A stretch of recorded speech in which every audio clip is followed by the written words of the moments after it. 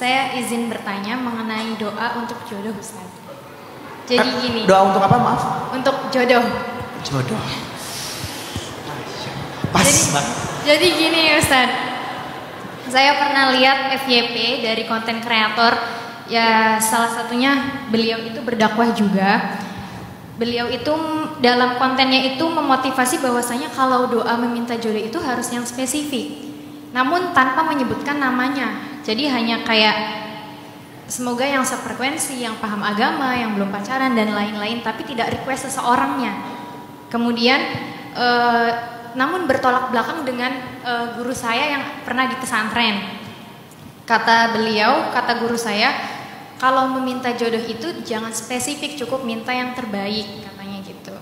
Nah, jadi bagi saya yang ingin mengamalkan doa semenjak dini ya untuk tabungan ke depan gitu, kira-kira harusnya seperti apa doa yang baiknya? Terima kasih. Ini dua pendapat yang tidak berbenturan sebetulnya. Justru dalam Islam itu ada namanya ikhtilafut tudad dan ikhtilafut tanawwu'. Dalam Islam itu perbedaan itu ada dua. Ada yang namanya perbedaan ikhtilafut tanawwu', ada yang namanya ikhtilafut tudad. Apa bedanya? Ikhtilafut tanawwu' adalah perbedaan yang keberagaman. Sedangkan ikhtilafut tudad perbedaan yang bertentangan. Di dalam Islam itu ada perbedaan yang sifatnya saling bertentangan. Ada juga perbedaan justru keberagaman. Nah, dalam konteks yang bukan perkara pokok dalam agama, biasanya perbedaan itu sifatnya tanawwu', keberagaman.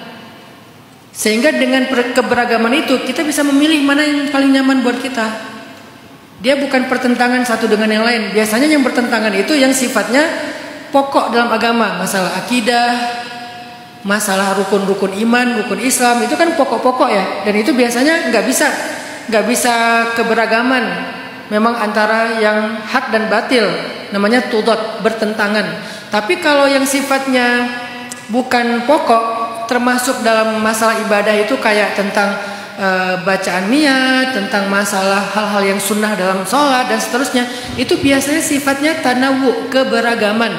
Makanya karena dia keberagaman, disitulah kemudahan Islam.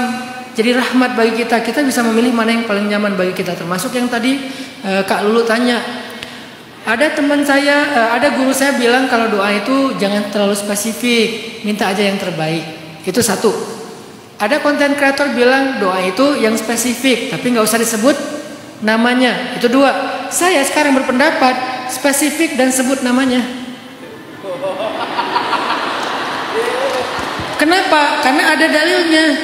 Di zaman sahabat Abdullah ibnu Umar, dulu Abdullah ibnu Umar pernah tawaf bareng 3 orang tabi'in. Ada 3 orang tabi'in, termasuk 1 orang sahabat namanya Abdullah ibnu Umar. Mereka tawaf di depan Ka'bah. Lalu ketika selesai tawaf, Abdullah bilang gini, sal tu'tah, minta pasti akan dikasih sama Allah, mumpung depan Ka'bah nih. Akhirnya mereka berempat berdoa. Orang nomor 1 berdoa, ya Allah, nikahkan aku dengan Sukainah bintu Husain. Disebut namanya. Perempuan yang dia sukai di Irak namanya Sukainah _ Husain.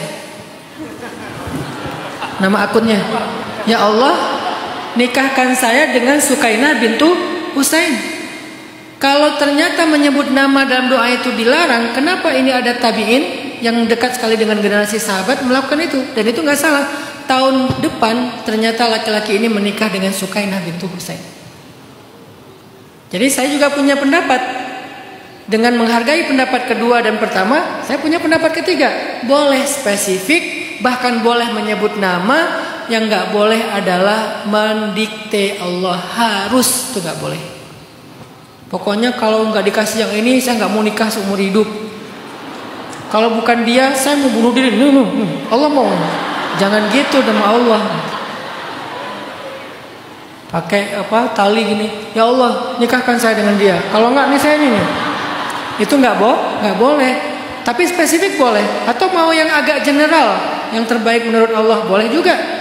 Atau spesifik tapi nggak sebut nama, boleh juga. Saya pun memakai 3-3-nya. Dalam masalah rezeki, ya Allah, kan nggak harus disebut ya Allah beri saya uang 1 miliar. Kan terlalu spesifik ya. Ya Allah beri saya rezeki yang berkah, rezeki yang bisa bermanfaat. Bisa, itu yang pendapat pertama. Yang kedua, ya Allah beri saya pekerjaan di tempat itu. Pekerjaannya spesifik, tapi dia nggak menyebut atau nggak di tempat itu. Ya Allah beri saya pekerjaan sebagai apa misalnya, spesifik. Yang ketiga, ya Allah beri saya pekerjaan di tempat itu, di kantor itu, disebut namanya. Boleh tiga-tiganya, mana yang paling memungkinkan, dan setiap situasi berubah-ubah. Jadi nggak ada yang bertolak belakang antara pendapat-pendapat ini. Itu disebut dalam Islam dengan istilah ikhtilafut tanawwu', perbedaan keberagaman.